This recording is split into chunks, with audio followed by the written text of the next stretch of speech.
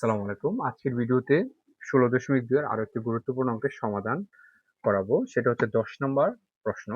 10 নম্বর প্রশ্নটা হচ্ছে একটি রম্বসের পরিসীমা 180 সেন্টিমিটার। পরিসীমা মানে হলো কি 4 বাহুর যোগফল। আমরা কি জানি যে রম্বসের 4টা বাহুই কি থাকে? সমান থাকে। তার মানে সমান 4টা বাহু যোগ করলে কি হবে? 180 সেন্টিমিটার হবে। তাহলে এইখান থেকে কিন্তু আমরা সহজে একটা বাহুর দৈর্ঘ্য বের করতে পারবো। 4টা যোগ করে যদি 180 হয়, তাহলে একটা কত হবে? 180 কে 4 দিয়ে ভাগ করলে আমরা একটা পাবো, যেটা হবে রম্বসের এক বাহুর দৈর্ঘ্য। তারপর বলছে ক্ষুদ্রতম কর্ণ হচ্ছে কত? 54। ক্ষুদ্রতম কর্ণটা, যেহেতু রম্বসের 2টা কর্ণ থাকে এবং 2টা কর্ণই কি থাকে? অসমান। একটা থাকে ছোট, আরেকটা হচ্ছে বড়। ওই ছোট কর্ণের দৈর্ঘ্যটাই হচ্ছে কত? 54। অপর কর্ণ এবং ক্ষেত্রফল নির্ণয় করতে বলছে। আমরা জানি রম্বসের ক্ষেত্রফল নির্ণয়ের সূত্র হচ্ছে হাফ ইন্টু d1 d2, অর্থাৎ হাফ ইন্টু কর্ণদ্বয়ের গুণফল।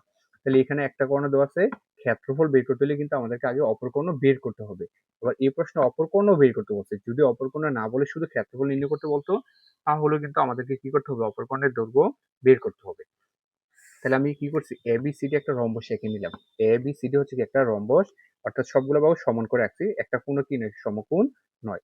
আর ইএসি হচ্ছে কি একটা কর্ণ, সেটা ক্ষুদ্রতম কর্ণ।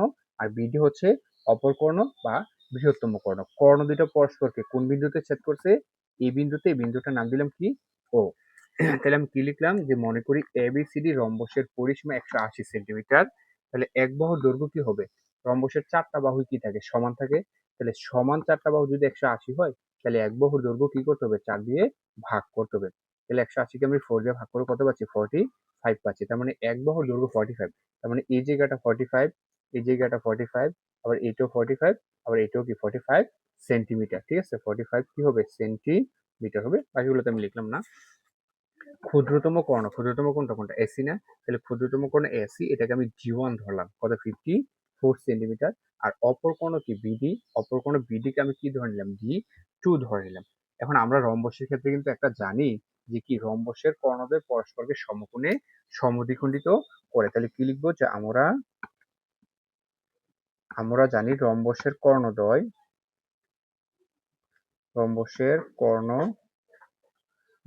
পরস্পরকে সমকোণে সমদ্বিখণ্ডিত করে।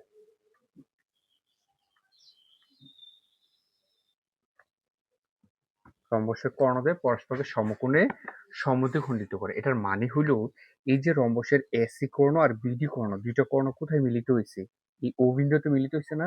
মিলিত হওয়ার ফলে এইখানে যে কোণ উৎপন্ন হয়েছে সেটা সমকোণ, অর্থাৎ 90 ডিগ্রি। এখানে যে কোণ উৎপন্ন হয়েছে সেটাও সমকোণ, অর্থাৎ 90 ডিগ্রি। এখানেও কি হবে? 90 ডিগ্রি। এখানেও কি হবে? 90 ডিগ্রি। অর্থাৎ কর্ণ দুইটা যেখানে মিলিত হয়েছে, মিলিত হওয়ার ফলে ওইখানে যে কোণগুলো হয়েছে সেই কোণটা হচ্ছে কি 90 ডিগ্রি। আবার সমকোণে কি করে? সমদ্বিখণ্ডিত। সমদ্বিখণ্ডিত মানে কি? সমান দুইটা অংশে ভাগ করে।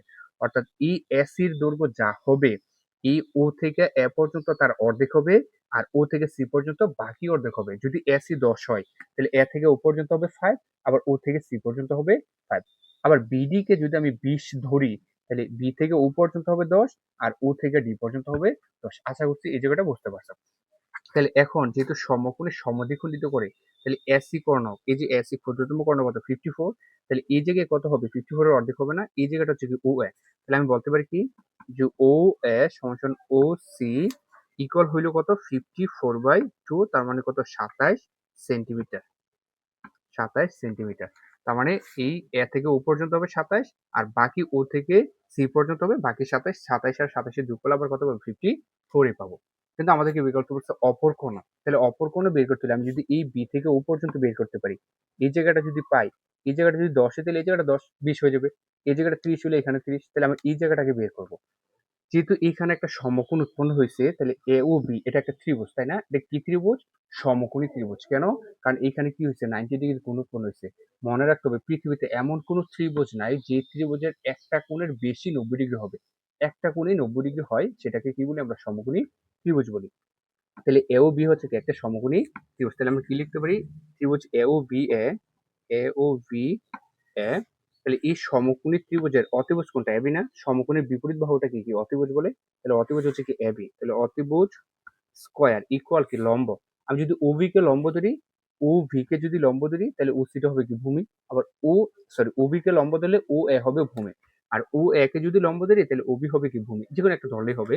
তাহলে আমি লম্ব যদি লিখি ও এ, লম্ব স্কয়ার যোগ ভূমি হচ্ছে কি ও ভি, ও স্কয়ার, বা এ বি, এ বি হচ্ছে কি বাহুর দৈর্ঘ্য কত পাইছি 45, তাহলে এখানে কি হবে 45 স্কয়ার, ও এ, ও থেকে এ পর্যন্ত এই যে ও এ কত 27 স্কয়ার, ও ভি স্কয়ার ভাগ এটা এটা বের করব, 45 স্কয়ার কত হবে, 45 যদি আমরা স্কয়ার করি 45 স্কয়ার, তাহলে 45 স্কয়ার পাচ্ছি কত 2025, 45 স্কয়ার করে পাচ্ছি কত 2025,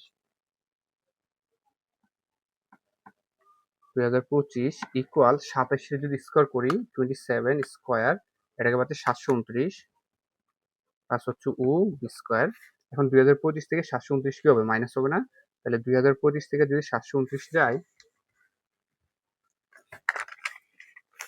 2025 মাইনাস 729 ইকুয়াল হচ্ছে কি ও বি স্কয়ার, বা 2025 মাইনাস হচ্ছে কত 729, তাহলে এখানে পাচ্ছি কত 1296, কত পাচ্ছি 1296 ইকুয়াল কি ও বি স্কয়ার, বা এবার কি করবো ওই পাশে রুট করব, তাহলে রুট ওভার 1296 ইকুয়াল হচ্ছে কি রুট ওভার বি স্কয়ার, 1296 কে যদি আমরা রুট করি তাহলে কি পাবো, পাচ্ছি কত 36, 1296 কে রুট করলে কত পাচ্ছি 36, তার মানে 36 ইকুয়াল কার মান উবি, তাহলে উবি হচ্ছে 36, একটু ভালো করে যদি বুঝি ও থেকে বি পর্যন্ত যদি 36 হয় তাহলে ও থেকে ডিও তো 36ই হবে, আর পুরা বিডিটা কি হবে এইটার দ্বিগুণ হবে না, তাহলে আমি কি লিখতে পারি বিডি সমান সমান, তাহলে আমি লিখতে পারি বিডি সমান সমান হচ্ছে কি 2 ইন্টু ওভি, 2 ইন্টু ওভি হচ্ছে কত 36 আর 2 গুণ করলে হচ্ছে কত 72 সেন্টিমিটার, তার মানে অপর কোণের দৈর্ঘ্য আমি কত পেয়েছি, অপর কোণে পেয়ে গেছি কত 72। এখন কি করবো এবিসিডি রম্বসের ক্ষেত্রফল বের করবো, এবিসিডি রম্বসের ক্ষেত্রফল সূত্র আমরা কি শিখছি half into D one D two, তাহলে হাফ ইন্টু ডি ওয়ান কত, এই যে ক্ষুদ্রতম কর্ণটাকে কিন্তু আমি ডি ওয়ান ধরছিলাম, এই যে ক্ষুদ্রতম কর্ণ ডি ওয়ান কত পাইছি 54, তাহলে এখানে কি লিখবো, এখানে হচ্ছে লিখবো 54 ইন্টু বৃহত্তম কর্ণ, অপর কর্ণটাকে আমি ডি2 ধরছি, এই যে বিডি বৃহত্তম কর্ণ কত 72, তাহলে এখন কি করবো এই 72 আর 54 গুণ করে 2 দ্বারা ভাগ করবো, অথবা 2 দিয়ে যদি আমি 54 এর ভাগ করি কত হবে 27 আর 72 গুণ করি, 72 ইন্টু 27 পাচ্ছি হচ্ছে 1944 এত বর্গ সেন্টিমিটার, এত বর্গ সেন্টিমিটার। এই হচ্ছে কি 10 নম্বর অঙ্কের সমাধান। এই 10 নম্বর প্রশ্নটা খুবই গুরুত্বপূর্ণ, এসএসসি 27 28 উভয়ের জন্যই খুবই গুরুত্বপূর্ণ, এটা পরীক্ষায় ফাইনাল পরীক্ষায় এসে থাকে।